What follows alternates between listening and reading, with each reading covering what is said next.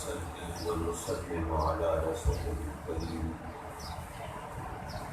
أما بعد فأعوذ بالله من الشيطان الرجيم بسم الله الرحمن الرحيم كل من عليها فان صدق الله مولانا العلي العظيم وصدق رسوله النبي الأمين ونحن على ذلك لمن الشاهدين والشاكرين والحمد لله رب العالمين.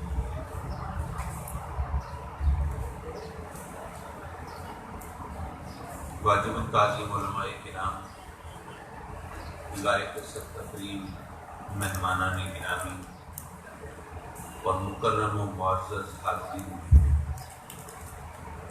اس وقت ہم سب اپنے عزیز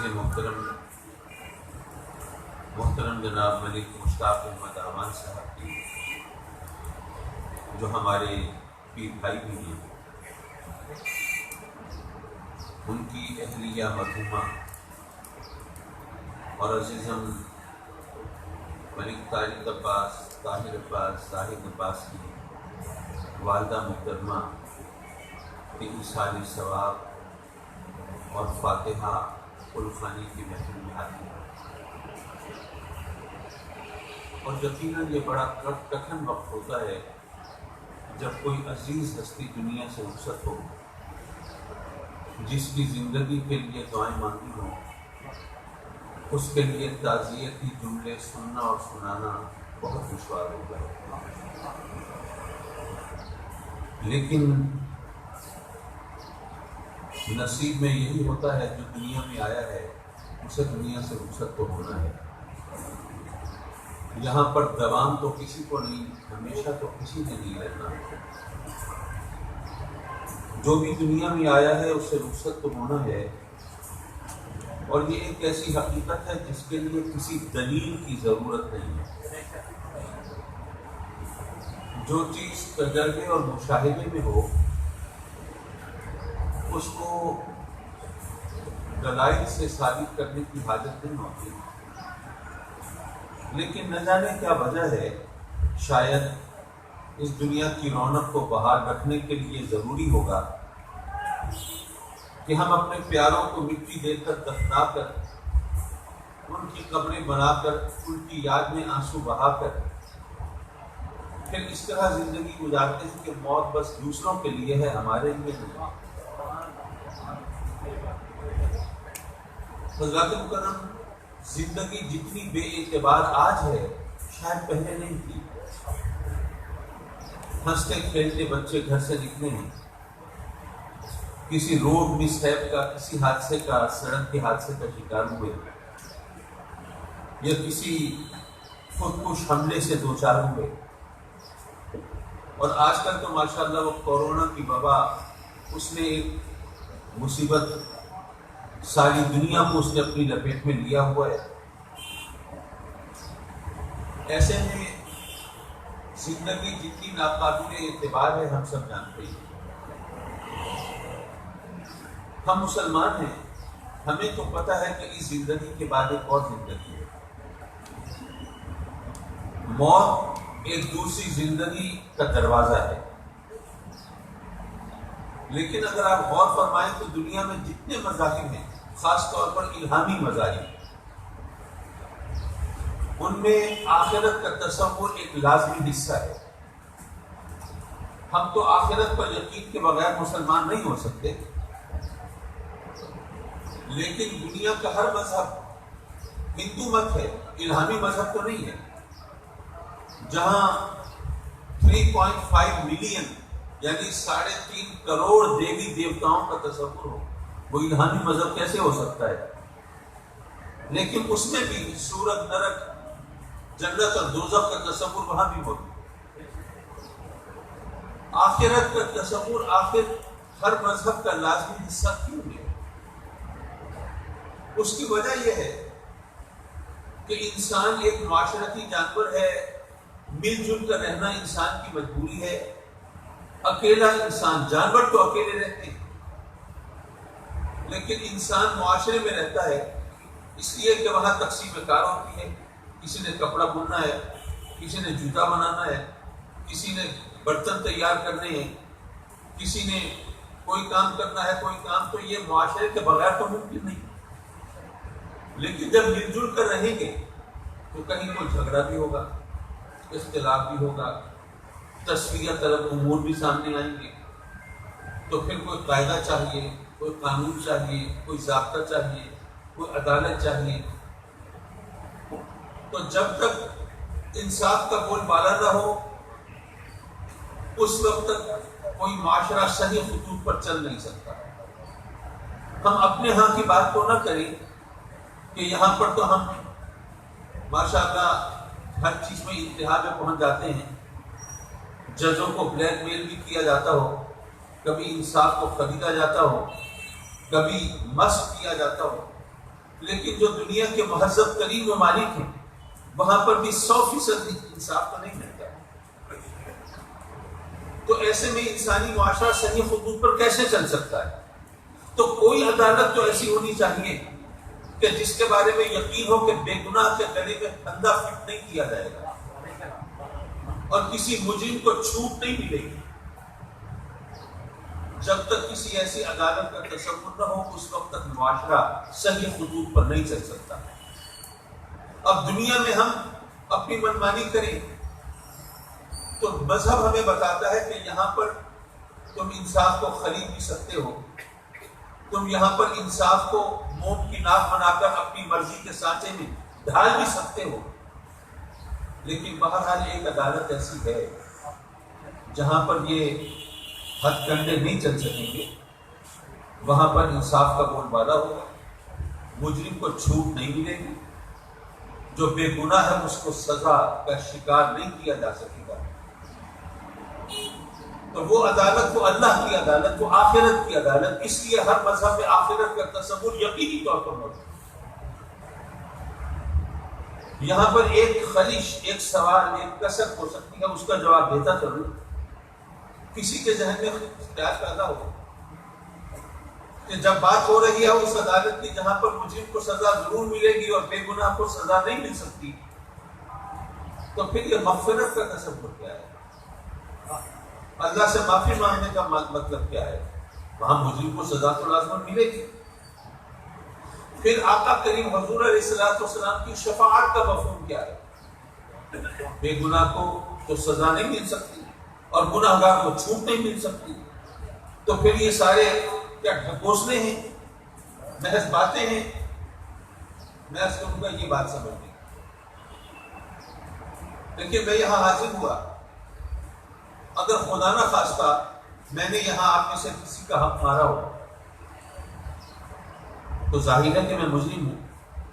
لیکن جس شخص کا حق میں نے مارا ہے کیا اس کو یہ حق ہونا چاہیے یا نہیں کہ وہ چاہے تو مجھے معاف کر دے؟ جس کا حق میں نے مارا ہے اسے تو یہ اختیار ہونا چاہیے، چاہے تو معاف کر دے، اس کا حق کرنا. تو اس لیے یاد رکھیے ہمیں بتایا گیا ہے کہ ایک حقوق اللہ ہے اور ایک حقوق العباد ہے. جو اللہ کا حق اگر ہم میں سے کسی نے ادا نہیں کیا، اگر نماز نہیں پڑھی، اگر حلال حرام کا خیال نہیں کیا، اگر روزے نہیں رکھے، اگر اللہ کا حق ادا نہیں کیا تو اللہ مالک ہے، چاہے تو معاف کر دے، چاہے تو نہ کرے. لیکن اگر ہم نے کسی بندے کا حق مارا ہے تو وہ اللہ بھی معاف نہیں کرے گا جب تک وہ بندہ معاف نہ کرے جس کا حق ہم نے مارا ہے.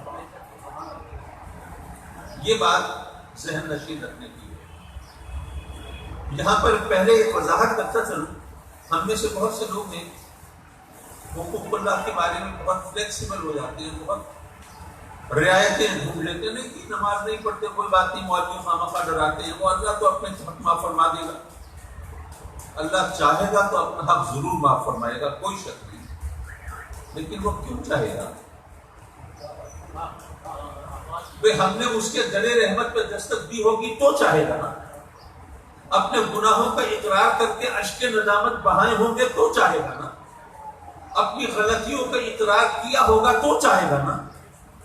ہم نے استغفار کیا ہوگا، اس کی رحمت کا سوال کیا ہوگا تو چاہے گا. لیکن اگر ہم نے اظہار ندامت کی بجائے، گناہوں پر شرمندگی کے اظہار کی بجائے، اگر ہم نے اس سے رحمت طلب کرنے کی بجائے ہمیشہ اس کے قہر و غضب کی دعوت دی ہو، ہمیشہ اس کے عذاب کو ہم نے بلایا ہو، تو پھر وہ کیوں چاہے گا؟ اللہ چاہے گا تو اپنے حق ضرور معاف فرما دے گا. یہ اور بات ہے، اس نے یہ بتا دیا ہے کہ باقی حق میں چاہوں گا تو معاف کر دوں گا، لیکن شرک ایسی چیز ہے وہ معاف نہیں کرتا. میرے ساتھ کسی کو شریک ٹھہرایا تو معافی نہیں ملے گی، لیکن باقی حقوق اگر میں چاہوں گا تو معاف کر دوں گا. تو اس کی چاہت کے لیے تو ہمیں کچھ کرنا ہوگا نا.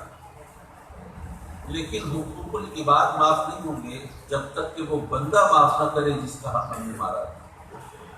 اور یاد رکھیے آقا کریم حضور علیہ الصلوۃ والسلام کی شفاعت بھی حقوق اللہ کے باب میں ہوگی، حقوق العباد کے باب میں نہیں ہوگی. یہ ذہن میں رکھنے کی بات ہے. ہم میں سے بہت سے لوگ ہوتے ہیں، اللہ نے بہت کچھ دیا ہے، ماشاءاللہ لنگر چلا دیا، دیگیں پکوا دی، غریبوں میں کھانا تقسیم کر دیا اور پھر مطمئن ہو گئے. ہاں جی، ہم نے اگر کہیں کوئی ڈنڈی ماری ہے، کسی کے ساتھ زیادتی کی ہے، ظلم کیا، کوئی فرق نہیں پڑتا. ہم نے یہ خیرات کیا، صدقہ کیا، بس اس میں جناب یہ تمام چیزیں پوری ہو گئی. بے شک صدقہ و خیرات کے نتیجے میں رب کائنات کی رحمتیں ضرور متوجہ ہوتی ہیں، اس میں کوئی شک نہیں. لیکن جو نیکی کی ہے اس کا ثواب تو ملے گا. وہ معذرت ظلم تو نہیں فرماتا، لیکن جو گناہ کیا ہے وہ اپنی جگہ پہ، جو نیکی ہے وہ اپنی جگہ پہ. اس لیے اگر کسی بندے کا حق ہم نے مارا، ہم ماشاءاللہ بعض اوقات مونچھوں پہ تاؤ دے کے، گردن اکڑا کے، سینہ تان کے، جناب کیا کہتے ہیں اپنی عوامی زبان میں کڑی لگا رہے ہوتے ہیں. کون ہے جو ہم سے پوچھ سکے؟ اگر کسی کی رقم دبا لی ہے، زمین ہتھیا لی ہے، عورت بھگا لی ہے، تو ہم سے کون پوچھ سکتا ہے؟ پولیس بھی نہیں آ سکتی یہاں تو. ارباب اقتدار بھی ہماری خوشنودی کے طلبگار ہوتے ہیں. یارو یہاں پر اس طرح بے شک فخر کرتے رہو اور اس طرح اکڑتے رہو، لیکن وہاں کیا کرو گے؟ اور پھر یہ بھی میں عرض کرتا چلوں، آپ کو پتا ہے کہ جب ہم قیامت کے دن اٹھائے جائیں گے تو ہمارے ہاتھ میں نامہ اعمال تھمائے جائے گا، کسی کے دائیں ہاتھ میں، کسی کے بائیں ہاتھ میں. یہ خوف کا مقام ہے. جس کے دائیں ہاتھ میں نامہ اعمال تھمایا جائے گا، یہ اس کے لیے نوید ہوگی، خوشخبری، اللہ کی طرف سے رحمت کی، مغفرت کی، بخشش کی، جنت کی. اور جس کے بائیں ہاتھ میں تھمایا جائے گا، یہ اس کے لیے وعید ہوگی، اللہ کی طرف سے قہر کی، غضب کی، عذاب کی، جہنم کی. اور پھر یہ بھی سوچئے، آپ کو پتہ ہے نا کہ لینے دینے کے لیے سیدھا ہاتھ استعمال کرنا، یہ سنت طریقہ یہ ہے. اگر ہم حضور علیہ الصلوۃ والسلام پر سنتوں پر عمل کرنے کے عادی ہوں، کیا پتہ ایسا میں فتویٰ نہیں دے رہا، ایک پاسبلٹی کی بات کر رہا ہوں، امکانی بات کر رہا ہوں، کیا خبر، کیا پتہ ایسا ہو. جب میدان محشر میں فرشتے آئیں نامہ اعمال تھمانے، ہماری عادت ہو ہم سیدھا ہاتھ بڑھا دیں عادت، اور وہ سیدھے ہاتھ میں نامہ اعمال تھما دیں، اور آپ کا کریم کی ایک سنت پر عمل کے صدقے میں محشر میں بخشش ہو جائے گی. بہتر جانتا ہے. نامہ اعمال تھمایا جائے گا، پھر جواب طلبی ہوگی، ایکسپلینیشن کال ہوگی. ہاں بھائی بتا کیوں نہیں، ظلم کیوں کیا، یہ گناہ کیوں کیا، رب کی نافرمانی کیوں کی، حکم توڑی کیوں کی، پوچھا جائے گا. اچھا، ہم میں سے کچھ لوگ ہوں گے جو بہانہ سازی کریں گے. مولانا میں غریب تھا، نادار تھا، تلاش تھا، کنگال تھا، مفلس تھا، پلے کچھ تھا نہیں، بچوں کا پیٹ پالنا مشکل تھا، کولو کا بیل بنا رہتا تھا. اب یہ غربت بھی تو مولا تیری طرف سے تھی نا. اب جواب طلبی بھی تو فرما رہا ہے، یہ فرائض ادا کیوں نہیں کیا، یہ عبادت کیوں نہیں کی، یہ کیوں نہیں کیا، وہ کیوں نہیں کیا، مولا تیری مرضی تو بے نیاز. پھر کیا ہوگا؟ رب کائنات سیدنا عیسیٰ علیہ السلام کو طلب فرمایا. تو بہت غریب تھا، بہت نادار تھا، میرے اس بندے سے زیادہ غریب تھا جو بدن بھی درخت کے پتوں سے ڈھانپتا تھا. تو بچوں کا پیٹ پالنے کی بات کرتا ہے. یہ تو غربت کی وجہ سے اس دیواتی زندگی بھی نہیں گزار سکا. اس کے پلے تو دنیا کے نام پر کچھ بھی نہیں تھا. اگر اس کی غربت میرے اور اس کے درمیان پردہ نہیں بن سکی تو تیرا بہانہ یہ قابل قبول کیسے ہو سکتا ہے؟ حکم ہوگا ان سب بہانہ سازوں کو جہنم میں ڈال دو. اچھا کچھ لوگ بالکل الٹ بہانہ بنائیں، مولا تو نے اتنا مال دے دیا، اتنی دولت، وہ عیش، وہ عشرت، وہ راحت، وہ سکون، وہ طاقت، وہ اقتدار، وہ جاہ و جلال، وہ احتشام، مولا وہ اختیار کہ ہمیں کسی چیز کی کمی ہوتی تو مولا ہمیں بھی کیوں یاد آتا، تیری بارگاہ میں جھکتے، تجھ سے لو لگاتے، آنسو بہاتے، فریاد کرتے، جھولی پھیلاتے، دعائیں مانگتے، اور مولا یہ ہمیں مایا جال میں پھنسا دیا، دنیا کے چکر میں الجھا دیا، اور جواب بھی تو فرما رہا ہے تیری مرضی۔ پھر کیا ہوگا؟ سیدنا سلیمان علیہ السلام کو بلایا، بہت مال تھا تیرے پاس، بہت دنیا تھی، میرے اس بندے سے زیادہ دنیا تھی تیرے پاس، جس کے جاہ و حشر کا عالم یہ تھا کہ جنید پرند جنید تو اپنی جگہ، یہ جن تک اس کے دربار میں حاضر رہتی، اس کی طاقت کا عالم یہ تھا کہ ہوا اس کے اشارے پر اس کا تخت اڑائی کرتی تھی، جب اس کا یہ جاہ و جلال، یہ طاقت و اقتدار اگر اس کے اور میرے درمیان حائل نہیں ہو سکا، تیرے بہانوں کی کیا اوقات ہے؟ حکم ہوگا نہیں سب بہانہ سازوں کو درمیان۔ کچھ لوگ بہانہ بنائیں گے، مولا میں بیمار تھا، علیل تھا، صاحب فراش تھا، حکیموں طبیبوں ڈاکٹروں کے چکر میں رہتا تھا، بستر پہ پڑا رہتا تھا، مولا اگر مجھے صحت ملتی میں وضو بھی کرتا، میں نمازیں بھی پڑھتا، میں روزے بھی رکھتا، میں حج کرنے بھی جاتا، میں زکوٰۃ بھی دیتا، میں جہاد کے لیے بھی نکلتا، پر مولا یہ بیماری اور صحت تو تیری طرف سے ہوتی ہے نا، اب یہ اس بیماری میں پڑا رہا، اور اب جواب طلبی ہو رہی ہے، میں نے یہ کیوں نہیں کیا، وہ کیوں نہیں کیا، مولا کیا جواب ہے؟ سیدنا ایوب علیہ السلام کو بلایا، بہت بیمار تھا، میرے اس بندے سے زیادہ بیمار تھا، جس کی بیماری کی شدت کی وجہ سے اس کی برادری، اس کا خاندان ساتھ چھوڑ گیا، صرف اس کی بیوی کو ہم نے استقامت کی ہمت دی تو اس نے ساتھ دیا، اس کی بیماری تو دنیا میں مثال بن کر رہ گئی، اگر اس کی بیماری میرے اور اس کے درمیان رکاوٹ نہیں بن سکی تو تیرے بہانے کی کیا اوقات؟ حکم ہوگا نہیں سب بہانہ سازوں کو جہنم دلانا۔ اچھا کچھ لوگ کہیں گے کہ بہانے بنانے سے بات نہیں بنے گی، چٹا انکار کر دو، مکر جاؤ، مولا میں نے جرم کیا ہی نہیں، بھئی یہ نامہ اعمال میں موجود ہے، سارا ریکارڈ سامنے ہے، تو جیسے غالب نے کہا ہے نا کہ پکڑے جاتے ہیں فرشتوں کے لکھے پر ناحق، پکڑے جاتے ہیں فرشتوں کے لکھے پر ناحق، آدمی اپنا کوئی تاجم تحریر بھی تھا، مولا یہ نامہ اعمال تو فرشتوں نے کمپائل کیا ہے نا، تو مولا اگر انہوں نے کوئی ڈنڈی ماری ہو، کوئی غلط اینٹری ڈالی ہو تو ان کی جواب طلبی ہونی چاہیے، میرا کیا قصور ہے؟ مولا جب وہ یہ نامہ اعمال لکھ رہے تھے، ہمارا کوئی بندہ تھا کراس چیک کرنے کے لیے، کوئی غلط چکر تو نہیں چلا رہے، پھر کیا ہوگا؟ جنہوں نے سورہ یاسین ترجمے کے ساتھ پڑھی ہے وہ جانتے ہیں، الیوم نختم علی افواہہم، وہ دن وہ ہوگا جب ہمارے منہوں پر، ہماری زبانوں پر مہر لگا دی جائے اور پھر ہمارے جسم کے اعضاء پر زبان دے گی، یہ ہاتھ گواہی دیں گے، مولا نامہ اعمال میں سچ لکھتا ہے، یہ گناہ، یہ ظلم، یہ جرم اس نے ہمارے ذریعے سے کیا، ٹانگیں بھی گواہی دیں گی، مولا ہمارے ساتھ تو چل کے گیا تھا، آنکھیں بھی گواہی دیں گی، مولا ہم سے بھی مدد دیتا تھا، اور یہ فحاشی اور یعنی بے حیائی کے مناظر ہمارے ذریعے سے دیکھا کرتا تھا۔ یارو سوچو کیسا کڑا وقت ہوگا، کیسی سخت آزمائش ہوگی، اپنے ہاتھ پاؤں اپنے خلاف گواہی دے رہے ہیں، یہاں دنیا میں صاحبان اقتدار کے خلاف اگر اتفاق سے کوئی گواہی دینے کے لیے تیار ہو جائے تو کبھی گھونٹ سے دھاندلی سے، کبھی خوف سے، لالچ سے اس کو چپ کرا دیا جاتا ہے، اور کوئی بس نہ چلے تو ہمیشہ کے لیے زبان بندی کرا دی جاتی ہے، ہوتا ہے شب و روز تماشا میرے ہاتھ، لیکن کبھی موقع ملے تو ان کو بتانا کہ یہاں تو یہ چکر چلا لیتے ہو، وہاں کیا کرو گے جہاں اپنے ہاتھ پاؤں اپنے خلاف گواہی دے رہے۔ حضرات کرم یہاں ایک صاحب نے بڑا ٹیڑھا سا سوال کر دیا، مجھے احساس ہے وقت بہت ہوا، میں اپنی گفتگو کے اختتامی لمحات میں ہوں، کہنے لگے قاضی صاحب یہ بتائیے کہ ہاتھ پاؤں جو گواہی دیں گے کہ اللہ کی مرضی سے بولیں گے؟ کہاں اللہ کی مرضی سے بولیں گے؟ کہنے لگے پھر یہ بھی بتا دیجیے کہ جو گواہ کسی اور کی مرضی سے بولے اس کی گواہی قابل قبول ہوتی ہے؟ اب ذرا دیکھیے انسانی ذہن یہ کیا چکر چلاتا ہے، کس طرح فریب دیتا ہے انسان کو، میں نے ان سے کہا کہ آپ کے کہنے کا مطلب یہ ہے کہ معاذ اللہ یہ ہاتھ پاؤں کی غلط گواہی دلوا کے اللہ ہمیں جہنم میں ڈالنے کے بہانے پیدا کر رہا ہے؟ بھئی وہ قادر مطلق ہے، جو چاہے سو کرے.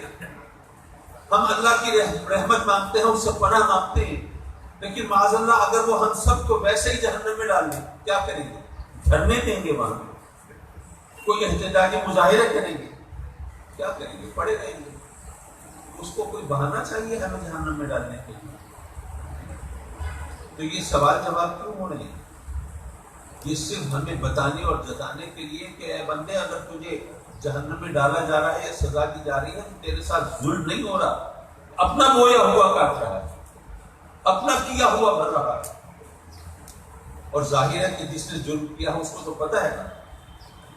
کسی اور کی گواہی قابل قبول نہیں ہوتی جب عدالت کو قائل کرنا ہو.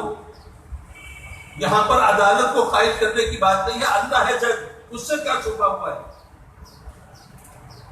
اللہ کے مکرم رب کائنات نے قرآن مجید میں فرمایا کل نفس ذائقۃ الموت، ہر جان کو موت کا ذائقہ چکھنا ہے. اب مرنے والے نے موت کا ذائقہ چکھا، ہمیں کیا پتا کیسا ذائقہ ہے؟ وہ تو مر گیا، ذائقہ چکھا. ہر ایک کے لیے موت ایک جیسی نہیں ہوتی، ہر ایک کی زندگی بھی تو ایک جیسی نہیں ہوتی. کسی کی زندگی میں خوشیاں ہیں، شاد کامی ہے، فرحت ہے، مسرت ہے، انتصاب کہتے ہیں، مسکراہٹیں ہیں، مسرتیں. اور کسی کی زندگی میں ناکامیاں ہیں، محرومیاں ہیں، مایوسیاں ہیں، سسکیاں ہیں، ہچکیاں ہیں، آنسو ہیں. ہر ایک کی زندگی ایک جیسی نہیں، تو ہر ایک کی موت بھی ایک جیسی نہیں. تو مرنے والے نے موت کا ذائقہ کیسا چکھا ہے؟ بڑی آسان بات ہے. آپ کو اگر کوئی بد ذائقہ، کسیلی، کڑوی چیز چکھائی جائے تو منہ بن جاتا ہے، بگڑ جاتا ہے، چہرے سے بدل جاتا ہے، کوئی بہت ہی واہیات سی چیز منہ میں گئی ہے. اور اگر کوئی خوش ذائقہ، لذیذ، مزیدار کوئی چیز چکھی تو فرحت کے آثار بتا دیتے ہیں کہ کیسی اچھی چیز ہم نے چکھی ہے. تو مرنے والے کا چہرہ بتا دیتا ہے کہ اس نے موت کا کیسا ذائقہ چکھا. حضرات مکرم، ہمارے محترم دوست ملک مشتاق صاحب، جدائی تو ہونی ہوتی ہے، لیکن جوانی میں شاید بیوی کی وہ ضرورت نہیں ہوتی جو عمر کے آخری حصے میں ہوتی.